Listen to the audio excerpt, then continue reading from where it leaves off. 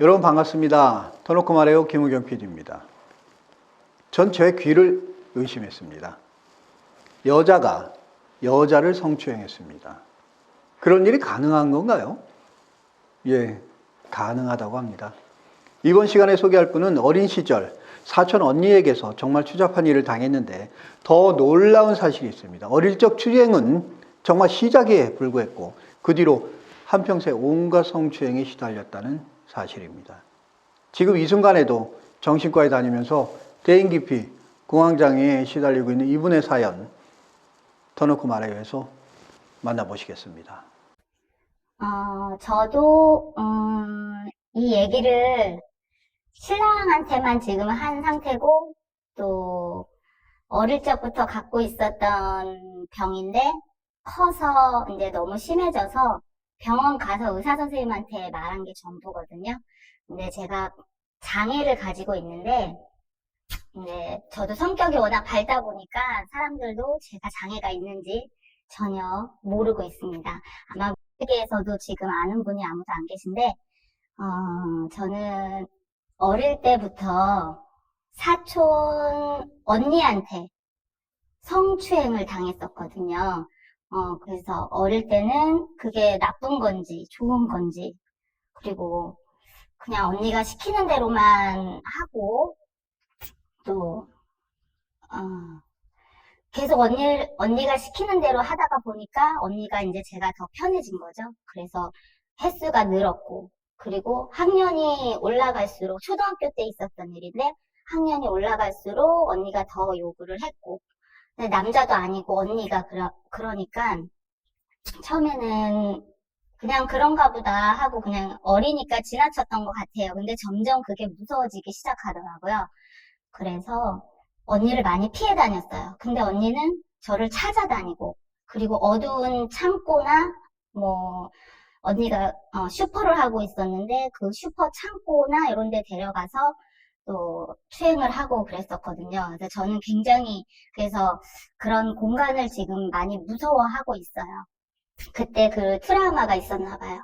그리고 초등학교 때 그렇게 하고 중학교 때는 학교가 멀어서 버스를 타고 다녔는데 버스에 사람이 많아서 추행도 많이 당했어요. 사람이 많으니까 많이 붙어 있게 되잖아요. 그때 또 많이 추행을 당하고 또 가방 이렇게 메고 다니면 가방에 있는 지갑도 많이 훔쳐가고 그리고 또 어느 날은 또 버스를 탔는데 가방이 찢겨져 있고 그래서 그 찢긴 가방을 보고 굉장히 제가 소름이 끼쳐서 막 벌벌벌 버스 안에서 떨었던 그런 생각도 나고 중학교 때도 그렇게 추행을 버스 안에서 많이 당하고 그리고 뭐 고등학교나 이럴 때는 이제 서울이나 이런 데로 뭐 놀러 가고 이러니까 지하철을 또 타게 됐어요. 근데 지하철 안에서도 사람들이 많이 몰리니까 또 거기서도 추행을 하더라고요. 그래서 이제는 고등학교 정도 되니까 그게 너무너무 무섭다라는 거를 느끼게 됐어요. 그래서 저는 대학교 때 친구들한테 나는 버스, 지하철을 탈 수가 없다. 그래서 이제 졸업을 하고 아이들을 만나야 되는데 서로 각자 사는데 만날 때 항상 저희 집이 수원인데 수원으로 항상 왔어요. 그래서 제가 맛있는 거를 사고 제가 버스나 지하철이나 차가 있어도 운전을 해서 갈 수가 없었어요. 수원을 벗어나면 불안해가지고 온몸에 식은땀이 나서 운전을 할 수가 없었고 또 제가 하려고 노력도 안 했고 무서워서 다른 지역으로 간다는 건 저한테 너무 공포였거든요. 집에서 떠난다는 거는 그런 일이 있었고 그래서 항상 친구들이 왔었는데 하면서 서울 다니게 되고 어쩔 수 없이 지하철을 타야 했고 버스를 타야 했고 하다 보니까 어느 날 지하철을 타고 가는데 갑자기 어지럽고 메스껍고 등에서 식은땀이 나기 시작했어요. 그래서 벌벌벌 떨리고 그래서 내려야 할 것 같은데 내리지는 못하고 끝까지 가기는 했지만 제가 거기를 목적지에 도착하자마자 완전 쓰러졌어요. 그래서 화장실 가서 오바이트도 하고 그리고 거기 목적지 가서는 식당에서 이제 만나서 먼저 식사를 하기로 했는데, 식사도 못하고 그 식당에서 저는 완전 뻗어 있었어요. 온몸이 완전 식은땀에다가 기운이 없어서 먹을 수도 없었고, 이렇게 쓰러져 있었던 기억이 나요. 그러고 있다가 다시 집에 와야 하는데, 친구들이 많이 걱정을 했어요. 그래도 이제 사탕이랑 이런 좀 단 거를 먹으면 기분이 좀 괜찮을 것 같아서 사탕을 먹으면서 집에 돌아오는데 친구가 어느 정도까지 데려다 주고 저를 가서 그나마 같이 있으면 마음이 조금 덜 불안하더라고요. 그래서 그 친구하고 같이 거의 집에까지 오고 그래서 괜찮았는데 혼자 이제 역에서 집까지 버스를 타고 오는데 또 그 증상이 왔어요. 그래서 식은땀이 나고 메스껍고 머리가 아프고 정말 버스 안에서 쓰러질 것 같은 그런 기분이었거든요. 그래서 그런 적이 없었는데 이게 너무 심해지니까 겁이 나더라고요. 그래서 집에 가서 신발 벗자마자 또 뻗어버렸어요. 그리고 나서 몇 시간을 잠이 들고 일어나서 이제 오늘 이러이러한 일이 있었다고 신랑한테 얘기를 했더니 그 약을 먹어야겠다라고 얘기를 하더라고요. 근데 계속 그런 증상이 있을 때마다 신랑한테 얘기를 했는데 신랑은 자꾸 병원에 가자고 했어요. 근데 제 자존심에 정신과라는 병원은 가기 싫은 거예요. 그래서 제 기록이 남는 것도 싫고 그래서 지금 근데 너무 증상이 심하다 보니까 이러다간 정말 혼자 다니다가 버스나 지하철이나 혼자 다니다가 쓰러질 것 같아서 겁이 나더라고요. 그래서 가야겠다. 정말 이번에는 이제 너무 심해지고 있으니까 이제 가서 상담을 해야겠다 하고 이 얘기를 그대로 했더니 왜 이제 오셨냐고 선생님이 더 어릴 때 와서 약을 먹고 고쳤으면 어른이 돼서 조금 괜찮았을 텐데 너무 늦게 오셨다고 얘기를 하셨어요. 그래서 그거는 이제 공황장애로 판정이 났는데 이제 저는 지하철, 버스, 뭐 그런 거 잘 못하고 터널 지나갈 때도 그렇고 그리고 그래서 운전할 때 터널 지나갈 때 가슴이 굉장히 답답하거든요. 그리고 식은땀이 나고 그래서 미리 비상약을 먹고 출발하고 그러고 다니고 있어요. 일을 하면서도 또 여러 군데 다니는데 그때도 운전을 하고 가야 하니까 약을 미리 먹고 출발하고 그러면 약 기운에 막 잠이 오기도 하거든요. 근데 그렇게 해서라도 이제 이 일이 좋으니까 하고는 있는데, 이 공황장애가 너무 심해지니까 또 이 영향이 딸한테도 있을까봐 굉장히 걱정을 해서 제가 그러면 안 되는데 딸한테도 버스에서 사람이 많으면 내려라. 이런 얘기를 한 적이 있어요. 근데 의사 선생님이 그런 얘기를 하면 안 된다고 하더라고요. 그 의사 선생님하고 얘기를 하고 공황장애라는 거는 저는 미리는 알고 있었어요. 그 인터넷이나 유튜브 이런 데서 제 증상하고 똑같은 걸 봤기 때문에 나도 이런 공황 증상이 있구나라는 걸 예상을 하고 갔는데 아니나 다를까 심한 공황 장애로 판정을 받고 이제 신랑도 걱정이 되니까 저를 데리러 왔는데 의사 선생님한테 이 얘기를 어릴 때부터 이렇게 성장까지의 그 장애를 이제 제가 이제 추행을 당하고 한 얘기를 선생님한테 하면서도 많이 떨리고 긴장은 됐지만 눈물은 나지 않았어요. 그런데 신랑을 보니까 바로 터지긴 하더라고요. 신랑은 알고 있었는데도 그래도 신랑을 보니까 터지긴 하더라고요.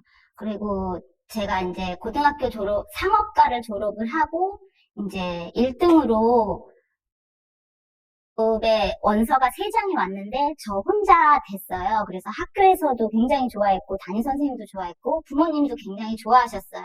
굉장히 큰 그룹이었으니까 그래서 거기 또 돼서 1년 동안 회사를 다녔는데 거기에서도 추행이 있었어요.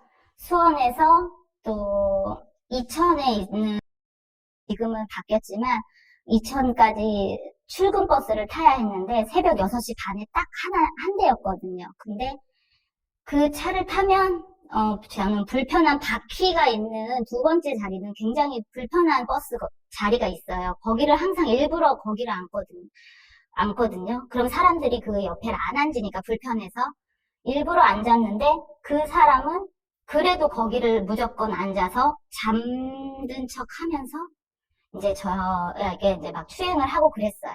근데 그때는 그냥 학교 졸업하고 그냥 무섭기만 한 거였어요. 그래서 누구한테 말도 못하고 또 하지 말라고 다 조용히 새벽이니까 조용하고 다 자고 있었기 때문에 제가 뭐라고 말을 할 수도 없었고 몇 번 그냥 가만히 그냥 그러고 가다가 한 번은 손이 여기 무릎 위에 올라와서 이렇게 추행을 하기 시작해서 제가 손을 잡아서 이렇게 떨치려고 하는데 힘을 주고 있어서 손도 못 떨치게 하시더라고요.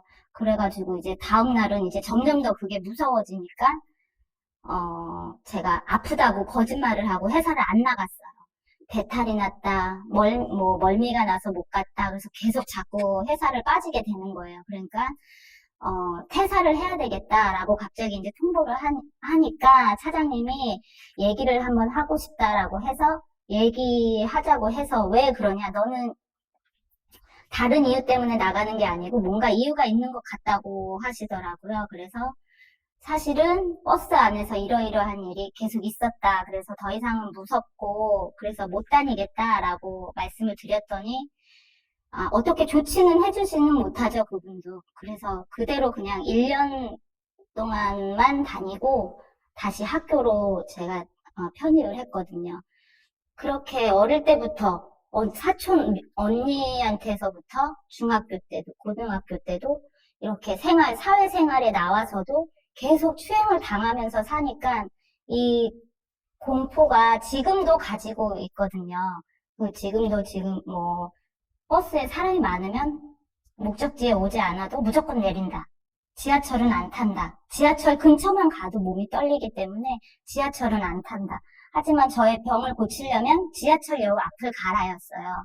근데 지금 아직 지하철역은 못 가고 있고 무서워서 그리고 약은 3년째 먹고 있는데 예, 그 약이 계속 사람을 재우는 약이라서 조금 힘들긴 한데 그래도 좋아지고 있다라고 저도 느끼긴 하는데 코로나 때문에 밖을 못 나가고 사람들이 많이 나오질 않으니까 같이 이렇게 부딪힐 일이 없고 하니까 그게 나아졌다고 이제 의사 선생님 말씀하시는데 저는 아직도 뭐 모자 눌러 쓰고 마스크 검은 거 쓰고 그런 사람들이 지나가면 등에 오싹하고 식은땀이 막 나거든요. 그리고 일부러 피하게 되고 누가 와서 이렇게 쓱 지나가기만 해도 저는 그게 추행이라고 생각을 해서 뭐 하시는 거예요? 하고 소리를 먼저 지르게 돼요. 그리고 아들이 태권도를 하는데 태권도 대회 나가서도 뭐 뒤에서 어떤 남자분이 응원을 하고 계셨는데 제 치마가 이렇게 살짝 가방에 닿였어요. 근데 제가 그때 엄청 발끈했어요. 뭐 하시는 거냐고. 지금 응원하시는 건지, 여기 왜 이렇게 하시냐라고 했더니 당황해 하시면서 아니라고, 오해라고. 근데 옆에 있던 동생이 언니 아니야. 가방으로 건드린 거야. 왜 그래? 이러면서 진정을 시켜서 그나마 좀 괜찮았는데 그럴 정도로 저를 살짝만 스쳐도 소름이 끼치고 내가 또 당했구나라는 생각이 있어서 네. 좀 많이 그렇게 지금은 생활을 하고 있습니다.